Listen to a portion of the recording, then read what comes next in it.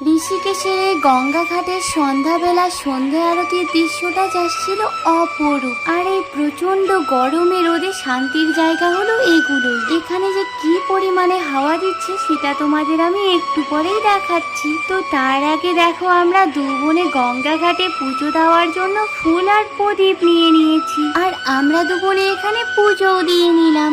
এখানে চারিদিকে এত সুন্দর গান বাজছিল যে সন্ধেবেলাটা যেন আরো মনোরম হয়ে উঠেছে। আর তোমাদেরকে হাওয়ার কথা বললাম না, তোমরা জাস্ট দেখো, এখানে এতটা পরিমাণে হাওয়া দিচ্ছিল যে আমাদের তো ঠান্ডাই লেগে গেল। বাট তবুও কিন্তু এই গঙ্গার পাড় থেকে আমাদের যেতে মন চাইছে না। আর এখন আমরা জানকী ঝুলা দিয়ে যাচ্ছি চারিদিকের দৃশ্য দেখতে দেখতে।